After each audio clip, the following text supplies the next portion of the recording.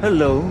Our story begins in the year 25 BBY, when Duchess Satine Mandalore was approached by an individual from Sereno. He had contacted her from his castle and requested an audience with her. The two of them spoke over communication, before she invited the Count to her home planet. When Dooku arrived, he was greeted by the Duchess's guards, and brought to the palace at the center of the beautiful capital of Mandalore. Sundari was gorgeous, and Dooku came to respect the work put in by the Mandalorian throne since their civil war, knowing that Qui-Gon and his young apprentice had been dispatched to this planet during that turmoil. Dooku was brought into the castle and walked through the wondrous corridors. The arches were remarkable, displaying the pride of Mandalore and the true identity of this current society. As he walked into the throne, he saw her, the young Duchess of Mandalore. She was in her early 30s, and despite the trauma she had survived, she didn't wear it. Satine smiled at Dooku and welcomed him in.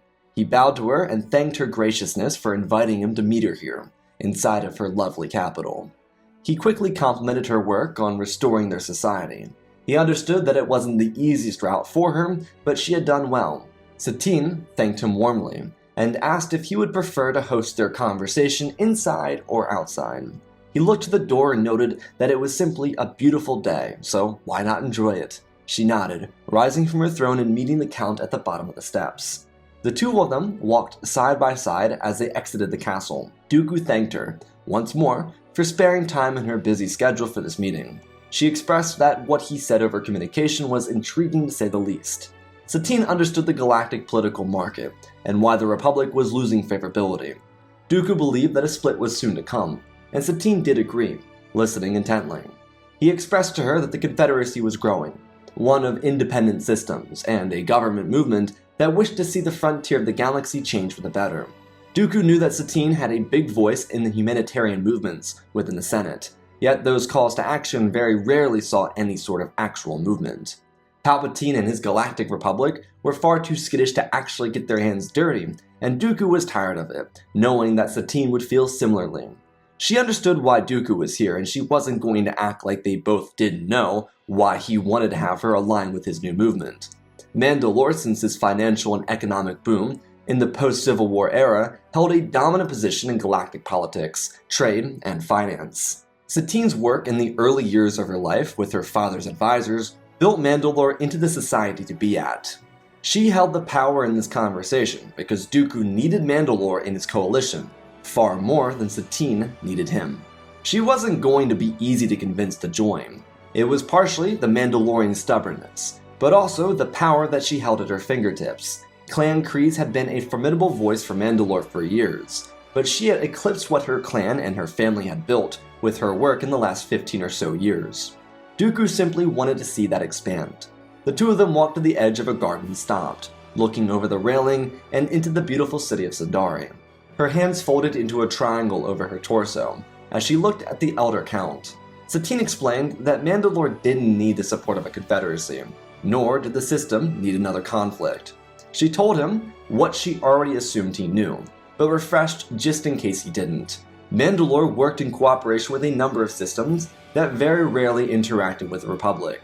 It was a coalition of star systems that were relatively free from the grip of the Republic, and its tax laws, trade, and geopolitical games. Satine wasn't interested in dividing her coalition to support a movement that wouldn't really have any positive recourse. She expressed that she believed that Palpatine's ego would get in the way. If the Confederacy grew too large or challenged the Republic financially, that ego would engage in a conflict, regardless of how prepared the Republic itself was for such an engagement.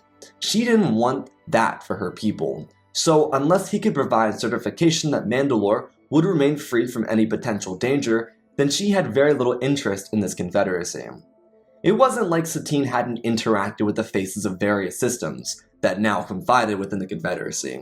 She was more than familiar with a good number of them, but her point remained. She knew Mandalore would benefit from new citizens from around the galaxy and even the potential of expanding their trade network, but it wasn't necessary to the society's growth. The financial boom she had created helped fund a new infrastructure bill that jump-started their entire economy.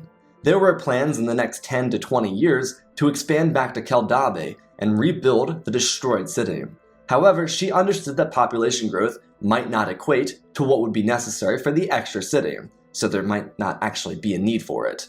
Her point at the end being that she had enough economic plans to continue fostering growth for Mandalore society, ones that didn't put them in danger of the socio and political world of galactic governments. The Republic was an envious body, and Palpatine had tried a number of times to convince Mandalore to join.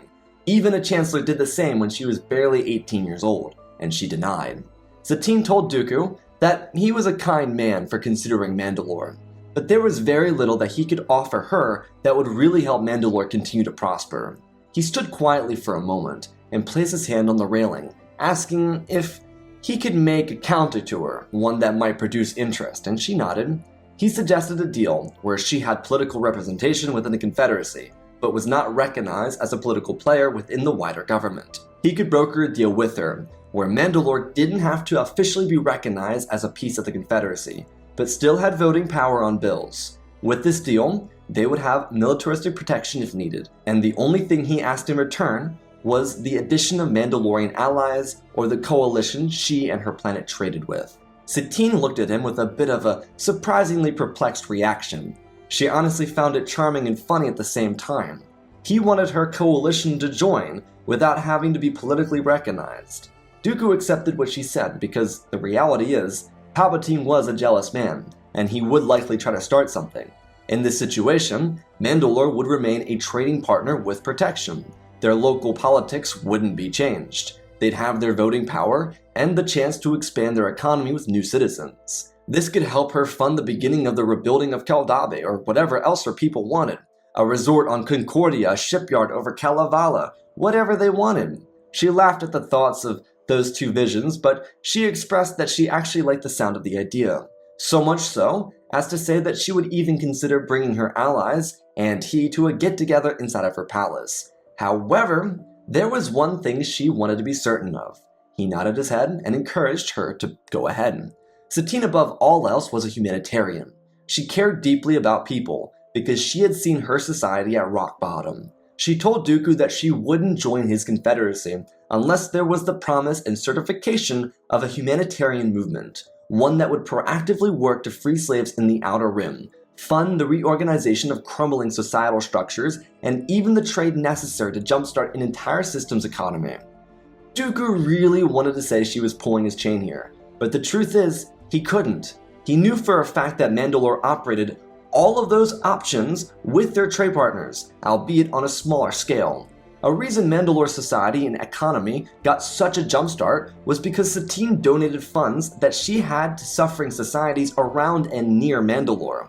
So her allies were able to be rebuilt while Mandalore grew too following their civil war.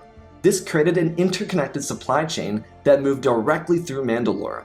It fostered growth because the docks were the first part of Sundari to be rebuilt. It meant new supplies came in before the first grocery stores were even rebuilt. This move by Satine single-handedly brought Mandalore back from the Stone Age, while also giving life to systems abandoned by the Republic. Dooku, from a realistic perspective, could understand why Mandalore was so fiercely independent. Satine had worked dedicatedly to make sure it could remain independent without the work or promise of Republic intervention. Now, here comes this dude who wants to get her to join the Confederacy without offering anything that would really change her world. So he needed to collectively come up with more that could benefit Mandalore, because the system was its own little empire, without actually focusing on a warrior society. Come to think of it, because it wasn't a warrior society, they were able to build up their economy so rapidly that it was technically its own miniature empire. Dooku knew of Pre Vizsla and the Death Watch, and he was actually starting to resent them because of this conversation. Tyrannus and Sidious had agreed that Mandalore was a crucial system for the future longevity of the Empire, so it was up to them to get Satine to join. She rejected the Republic, but there was a small slot of openness for the Confederacy. Dooku told Satine that he could offer some extra incentives to match what she wanted. She smiled and waved to a little girl on the terrace below her, before turning to Dooku and nodding her head, with almost a sense of disbelief, like, "Go ahead, prove her wrong." Dooku told her that he would create an entire chain of humanitarian relief, meant to target the crime syndicates. Whatever territory conquered would have a direct route to trade on Mandalore, so she could create a trade tax before sending it out to the rest of the Confederacy. She snorted out a laugh and stepped away for a moment, covering her mouth. He couldn't really figure out why she found that so funny. She told him that he was just doing the same thing the Republic was doing.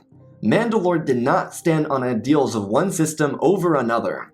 Their togetherness is how they got here. Lifting each other up is how they rebuild.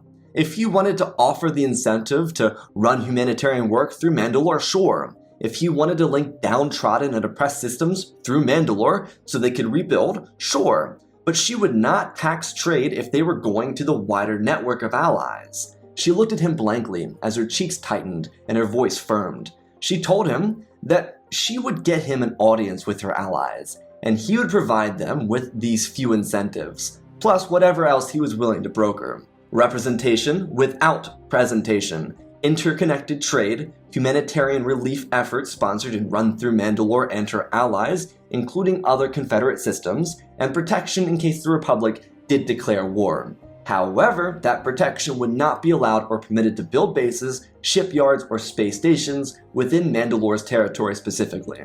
She did not speak for her allies, they spoke for themselves. Dooku listened to everything and nodded his head, telling her that he would surprise her. She nodded with an almost arrogant smile before telling him that she'd have a date and time sent his way.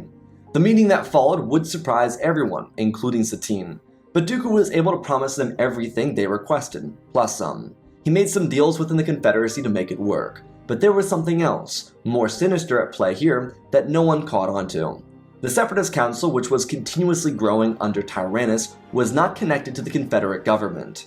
Dooku was giving these systems what they wanted through a means that weren't necessarily related to the Confederacy itself. They were, but they weren't. The CIS as a governmental entity and the CIS military were two completely different factions, and only the Separatist Council and Tyrannus were aware of this. For the time being, though, Mandalorian and a dozen of other systems would quietly join the Confederacy.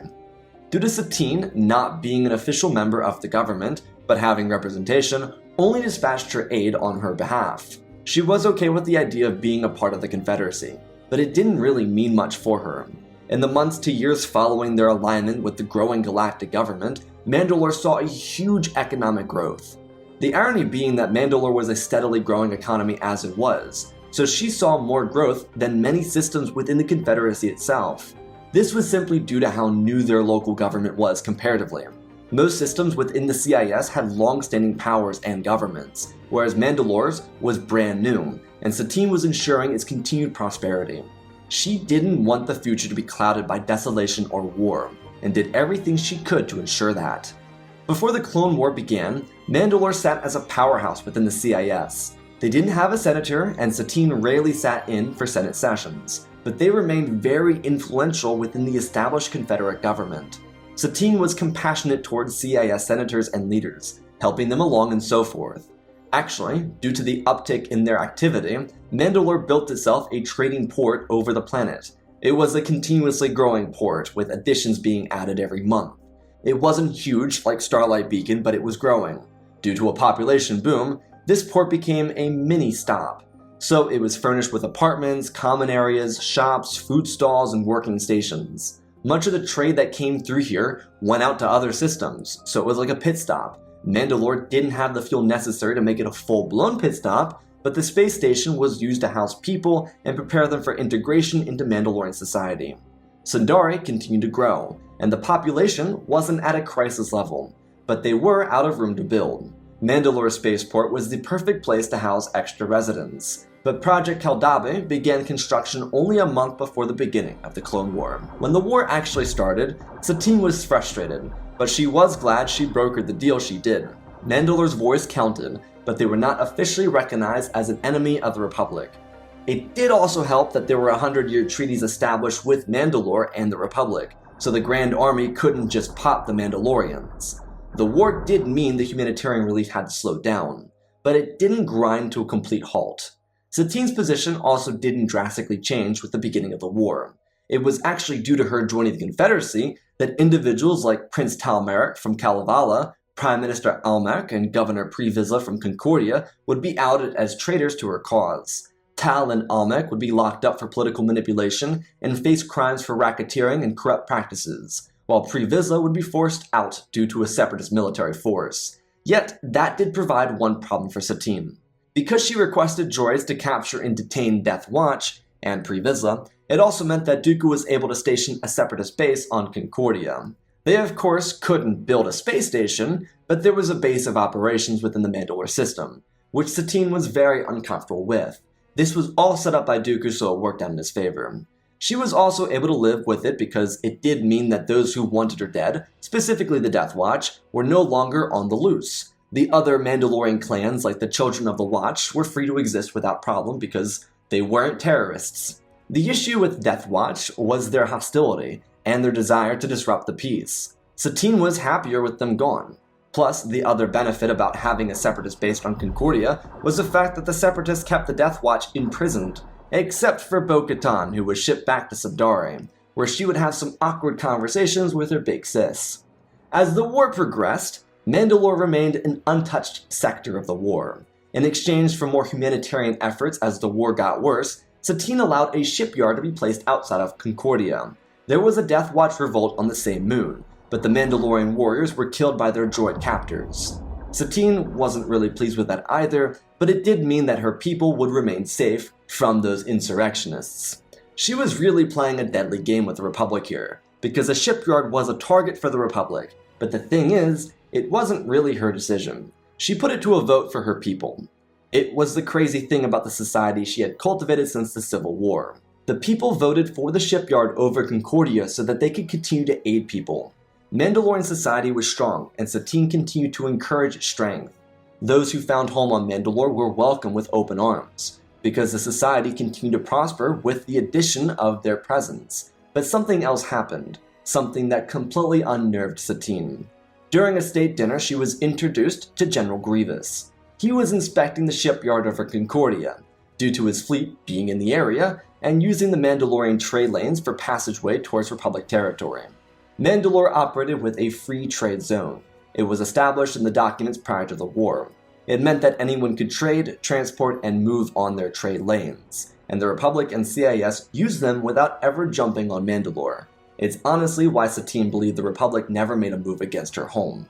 But the part that confused or even caught her attention was this General Grievous individual. He was a towering cyborg, one with the determination to wipe out every Jedi in the galaxy and conquer everything in between.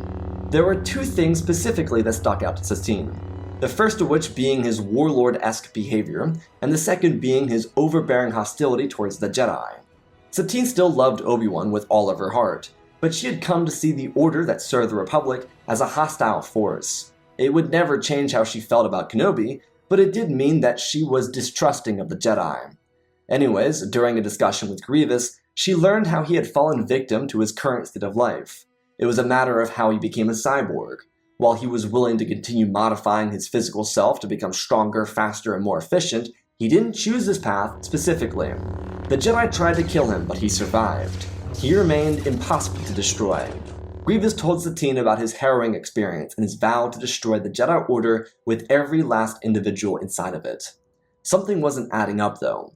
Satine didn't really care for Grievous's warmongering rhetoric. Again, the only reason she was meeting him was because her desire and her people's desire to increase Confederate humanitarian work superseded their collective care for the separatist movement on a local moon. After all, clans like the Children of the Watch were given funding from the Mandalorian government to find home on Kalevala if they wanted to avoid the separatist war machine. They didn't.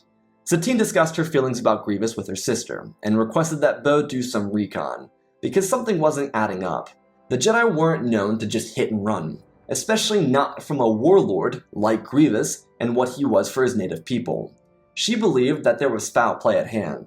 The second thing Bo was tasked with was determining the origin of the separatist military. Dooku talked up a good game, because he expressed that he was able to use his inheritance and funds from the Confederacy to pay for the battle droids from various trade groups. But here's the deal. If the CIS government didn't know that the Separatist Council was a part of their movement, then they were basically the Republic fighting the Republic. The whole purpose of the CIS was to have a system free from the oligarchs and the conglomerates. But if they were funding a war by using these same forces with representation inside the Republic, then they were no better than the actual Republic they were fighting. Satine spoke about this briefly with some of her pre-Confederate allies, people she knew she could trust about this potential problem. They saw what she had to say, some agreed and others disagreed, and it was left at just that. Being that it was still the first year of the war, Satine didn't let it drag her down. The fact that Bo was able to investigate was good enough for her. Her younger sister needed some minor changes, which included a little bit of reconditioning. Bo had been radicalized by Pre-Vizsla to hate her sister. Satine fixed that, and now with a refurbished Night Owl squad, Bo went out into the galaxy to learn of the origin of General Grievous and the Separatist military. These were two very important quandaries that deserved answers. To make sure attention was drawn away from it, Satine and General Grievous would make a deal to meet at the captured planet of Narketa after a Separatist humanitarian effort. Satine would go with Grievous as a guard of sorts, but it was a total PR move by the Duchess. She knew of what the general had done and was capable of, and she didn't support it. But to make sure Dooku never looked twice in her direction, she promoted the Confederacy's decision to work on peace, while the Jedi Order and the Republic continued to focus on an egocentric conflict for intergalactic control. The PR stunt would leave the Senate on Coruscant in shambles. They would be crying out for Mandalore's destruction and its capture, but Palpatine reminded the Senate of the treaties put into place. Attacking Mandalore would only prove her point about them, which is something they could not afford to do at this point in the war. This was a righteous war to defend their way of life from the Separatists, not to punish humanitarians for believing their movement was protecting the people of the galaxy. Sidious wasn't stupid. He didn't know why Satine was doing it, but he wasn't naive or stupid, so he allowed the Duchess to play her game, as he tried to figure out what inspired her to do this PR move. While it could literally just be innocent, which Palpatine would be fine with, he was also more concerned with the potential of it not being so innocent. In the scenario that it was, he didn't care. He actually was more hopeful that it was innocent, because Mandalore was a very important system for the future of galactic change when the Empire was born. Her loyalty to Dooku could be exploited, yet the more likely scenario was the Duchess was doing something behind Dooku's back. What it was, Sidious couldn't put a finger on, but she was far too clever to do something like this with Grievous, of all people, without a reason. Avoiding war at Mandalore was imperative for the Republic. He didn't need to disrupt the booming trade economy bursting out of their sector, again, a very necessary relationship for the coming Empire. Satine's humanitarian PR stunt would actually get a few more neutral systems to join the war effort for the Confederacy, further forcing the Separatists to pour funds into their humanitarian and relief efforts. This challenged Dooku a lot. He joined the Sith for this exact purpose, and now Sidious was breathing down his neck because of it. Sidious believed that there was a negative intention behind Satine's actions, and it was his job to figure it out and stop her. Tyrannus struggled with this internally. She was doing exactly what he supported. The Sith plan was still important, but unifying the galaxy through relief efforts is who he was when he left the Jedi Order. Killing Yaddle must have changed something within him, and now he was comparable to a monster. He hated the way it made him feel. At the beginning of the second year of the war, a Jedi Master would find his way to Mandalore, where he would confront Satine on a personal level. Of course, it was obviously Master Kenobi, but she was truthfully disappointed. He came to her as a general for an army, not as a friend with a mutual goal. It left her heart feeling empty. The outward love of a Jedi is what made them so heroic or impactful. What Obi-Wan was not that. It was disappointing to say the least, dreadful at worst. They spoke, but it was a grueling conversation, one that left her feeling like Dooku was right about the Jedi Order, that Grievous was right about the Jedi Order. Outside of these conversations, Bo was finding more evidence of what her sister feared. There was a document entailing the plans surrounding the destruction and the seduction of General Grievous. It depicted an outline for how they would nearly kill him and turn him into a Jedi hunter. The worst part is, there were even documented recordings and images of what they had done to him to turn him into such a monster. This was done by Dooku himself. Bo also learned that there was something more. The Confederacy wasn't an independent government that paid for resources from corporations. It was essentially backed by the major conglomerates that had seats within the Republic Senate. The Trade Federation, Techno-Union, Commerce Guild, and banking clans all had representation within the Republic, but their armies and resources fought for the Confederacy. It was a thick plot that went way deeper than the Night Owls were able to truly discover. What made things even more ironic was the fact that Dooku was trying to even change his ways at the moment. The situation was really sticky, and Satine desperately needed to find a cure to the Separatist movement. As was clearly identified in the documents Bo returned to her sister, was the battle droids were creations of conglomerates that worked on behalf of a separatist council. There were deals and treaties between megacorporations and monopolies that not a soul on either side knew about. For the same purpose Satine joined the Confederacy, these other systems joined the CIS. They didn't want to recreate the Republic, and yet here they were, and billions of people were suffering because of it. Satine didn't know how to go forward with this though. The threat of the separatist military was too large, and without a proper defense force on Mandalore, and a shipyard just one of their moons away, it was impossible to do anything against it. They could not convince the government to turn on the Separatist Council, without the risk of being completely overthrown by Dooku. Tragically, their only hope was Grievous, because he was a rabid cur, one that wasn't especially loyal. He could be twisted to fight back against the Separatist leadership, at least she hoped. There were simply too many factors to truthfully consider, and Satine wasn't willing to jeopardize her citizens or the citizens of any other Confederate system. These people worked too hard to separate themselves from the Republic and make it work. It's exactly why she didn't want to join the Confederacy, and despite the prosperity Mandalore enjoyed, she believed, rightly so, that they would have still had their success regardless of their position within the Confederacy. The biggest what-if for her, in her mind, being the complications with Tal, Almec, and Pre Vizsla. Aside from that though, she and her sister got together to talk about the potential outcomes of this. The Jedi couldn't be trusted. The Confederacy could potentially be trusted, but still. While the survivors of Clan Kryze were deciding on Mandalore's future, Count Dooku was struggling as well. Having experienced the freedom of the Confederacy and seeing the actual peaceful and humanitarian efforts of the Mandalorians, he realized how much he desired independence from Sidious. It made him consider the reality that sat before him. The closer they got to the execution of Order 66, the more he realized that the Sith were just as much a part of the problem as the Jedi. And surely someone as bright as Satine could see that there was blood in the water. He knew that he had given her too much leeway to join their movement, but it benefited their efforts way more with Mandalore within the Confederacy than not. He knew that at least 50 to 90 systems wouldn't be a part of the CIS if it wasn't for the Duchess and her PR stunts. However, it was this leeway that was given to incentivize her to join that helped him see the error in his own ways. Satine's government continued to work independently of the Confederacy. She still voted on key issues and so forth, but because she wasn't sucked into the political game that hypnotized the other major players in the CIS government, she was able to continue doing the work she wanted, the work that inspired the very movement everyone now participated in. It was just a constant reminder of what he joined for and what he had become. Thanks to Sidious, he helped the Zygerians rebuild their slave empire, but thanks to Satine, he and the CIS destroyed 3 minor slave empires and systems. Thanks to the Sith, he had leveled cities and demolished populations, whereas thanks to Mandalore, he uplifted people from the rubble and rebuilt their homes. For every negative, the Mandalorian leader responded with 2 positives, and it forced Dooku to question his every loyalty. But even more than that, his very being. If he was a good man, he would side with Satine and the Confederacy, betray the Separatist Council, and activate the reserve military to destroy the Sith and the Jedi altogether. But he wasn't a good man. He followed his master's orders like a slave to the Sith. He was no better than the Hutts. But he wasn't even the Hutt. He was a henchman that did all their dirty work.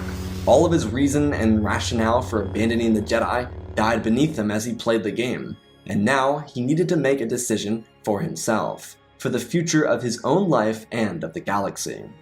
Satine, after months of consideration, would make a choice to redefine the direction of galactic history. Dooku seemed like the logical choice, and truthfully it probably was, but he was too untrustworthy. As a result, she brought Grievous along for another PR stunt at Varadan, where another slave world was liberated by the Separatist battle droids. By this point, Satine was parading herself around with a couple of other Confederate politicians, one of which being from Agamar. The human senator from the Outer Rim world took a particular liking to the Duchess, something she never really caught on to, especially not with her present mission at hand. After she and Grievous displayed the Separatist banner over the capital of Varadan, she requested time with the droid general, which he begrudgingly accepted. Believing he was going to have to follow through with another PR stunt, he gave her a short window. When the truth was revealed, he became angry, and instead of fearing the power he wielded, she didn't buckle. Grievous and Satine were complete opposites, yet their stories started out very similarly. Both were born in war, molded by it, and reacted differently. Satine empathized with the betrayal he faced at the hands of Dooku. She believed an alliance with Grievous had more to offer than a continued one with Dooku. Satine was nearly killed due to Grievous's anger, not intentionally, but he realized how necessary this truce was. The two of them consolidated their efforts and agreed to work together through this. The reason she was able to gain Grievous as an ally was simply through her words. She sympathized with him, made sure he felt heard, because realistically, no matter how cruel he was, he deserved that much, especially after Dooku's betrayal of him. Satine knew that under his thick armor there was a prideful warrior, something she as a Mandalorian understood all too well. Her ability to communicate to that aspect of General Grievous gave him a chance to fully grasp what she was proposing.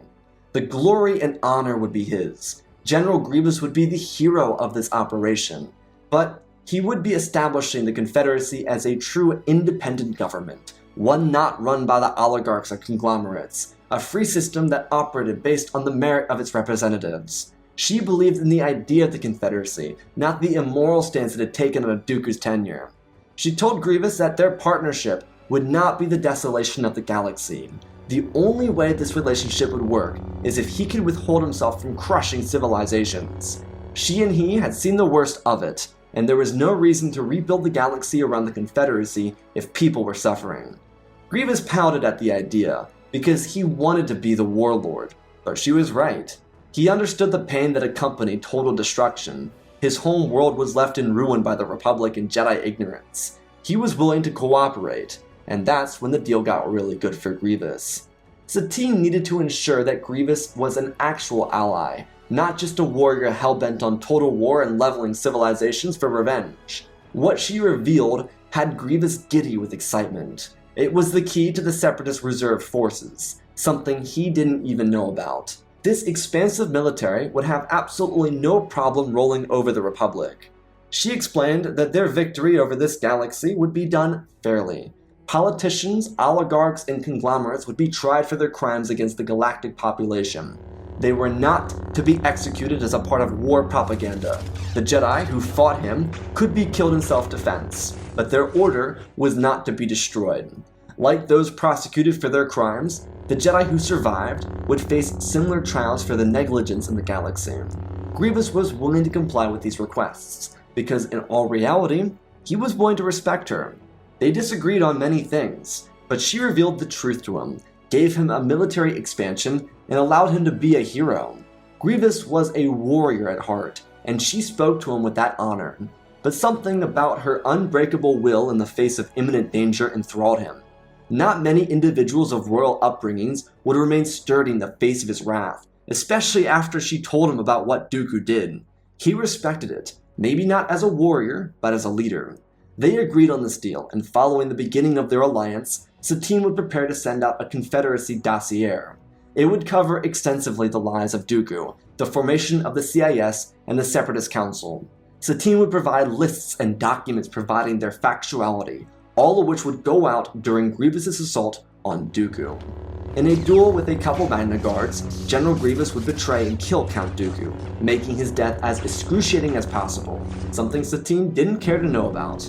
He had no agreement saying Dooku could or would be spared, which was all fine and dandy to her. Satine's documents would rock the Confederacy, but nothing would rock them like the collapse of the Separatist Council. Gunray, Tambor, Pago, and dozens of others would be slaughtered by commando droids, the ones they built.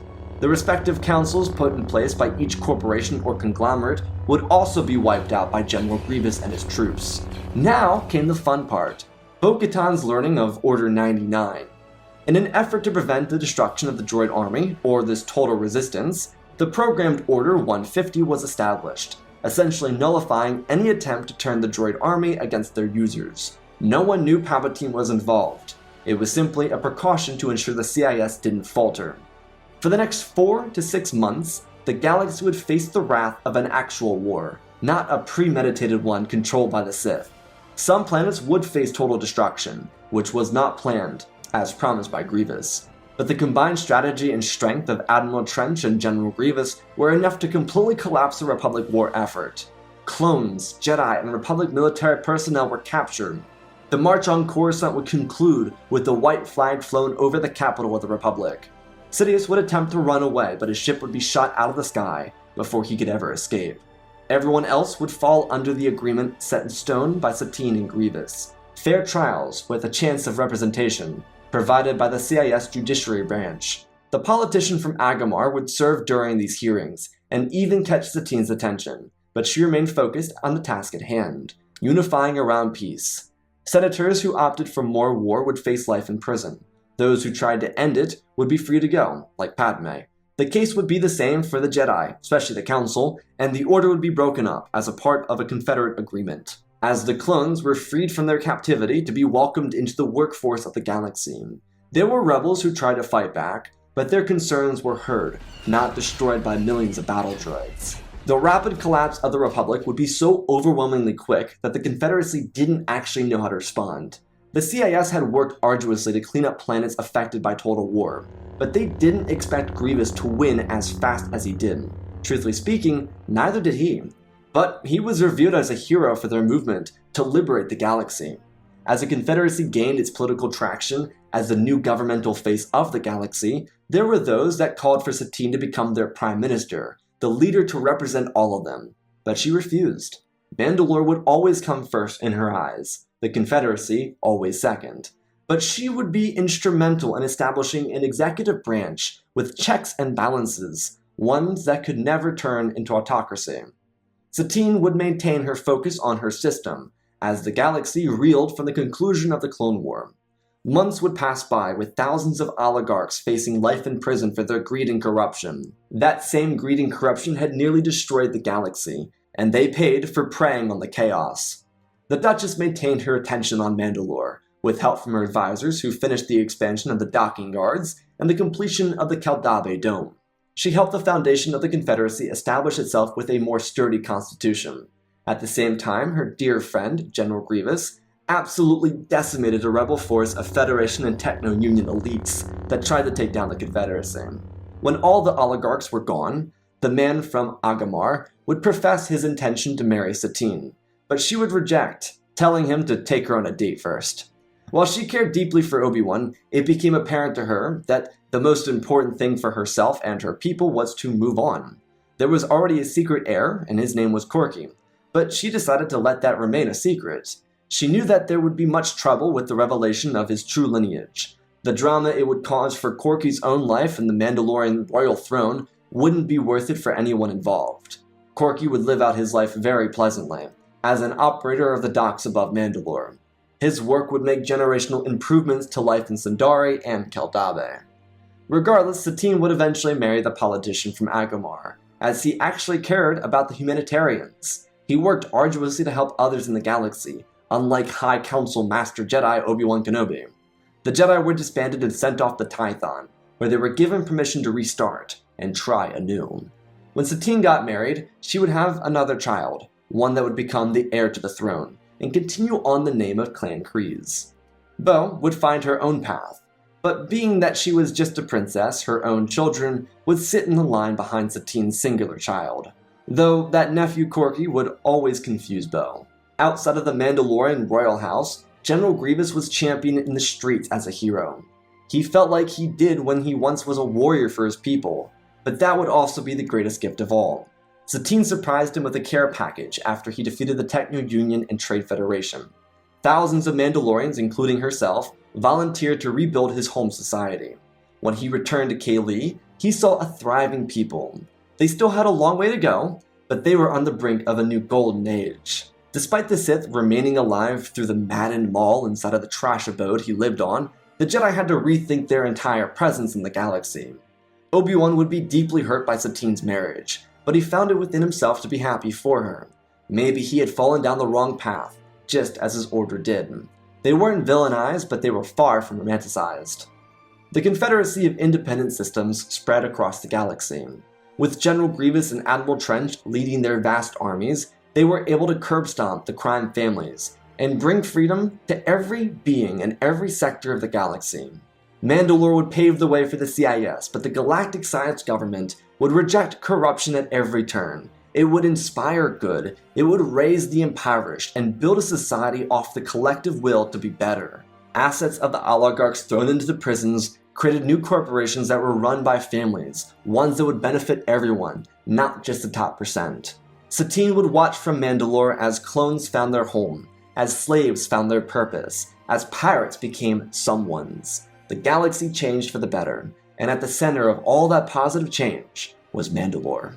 And that, my friends, is our wholesome peepee story! Special thanks to the patrons! Andrew Wells, Ozpin, Angel Dust, Jack Silver, Prismatic Warlock Master, Lyndall Asher, Schmoobs, Darth Vitiate, Seju Jagger, Groot36, Hunter Belden, Rosebird, General Alexander, Robin Roberts, Alexander Reese the Beginning and End, Django Fett Clone, Nick5098, Ben Ingram, The Big Red Pure Mark, Diamond Constant, Darth Nemesis, Lord Tibbs, CC2024, Galvin Gaming, Tristan Mandalore, Sir William 1767, Darth Revan, Grandad Debane, Laliant, Sky Guy, Penguin, Cullen Rooney, Shark McDory, RJ38, Nick, Michael Erlanger, The Last Jedi, Apollo, Weewoo670, Annika Snake Runner, CT7567, Toaster Oven, Oz of Oz, Darth Knox, The Eternal Padawan, Joshua Tem, Johnny DeGuin, Saints of Skeleton, Jedi Sloth, Mr. Yeet Gamer, Lord Calig, Youngly Study 66, Batman Studios, Anakin003, Lord Draken, Photos Like the Star Wars, Airbus, Rex the Wolf, The Man with 3 First Names, Darkseid46, Baron Joshua, and Lord Deadwing. For supporting the channel, smash that like button. Let's talk about this. Sith Clone Wars on Saturday. You know what to do. Let's talk about Mandalore the Great. This was so much fun. I love these stories. But this honestly might make the top 15. This is an all-time favorite for me. I had so much fun with this. The idea of having Satine join the Confederacy doesn't make a lot of sense, but having her join on the prospect that other Confederacy planets join does make sense. There's this weird thing that just seems very just not apparent in the Clone Wars, is that the CIS government and the CIS council just don't seem very aware of each other, like they're completely separated. Like the council knows of the government, but the government doesn't know of the council. And so I wanted to roll with that. I've looked it up several times. I can't find anything on it. If there is, I missed it, so that's on me. But I haven't found anything on the government knowing about the council run by the corporations, which is the entire anti-version of the Confederacy.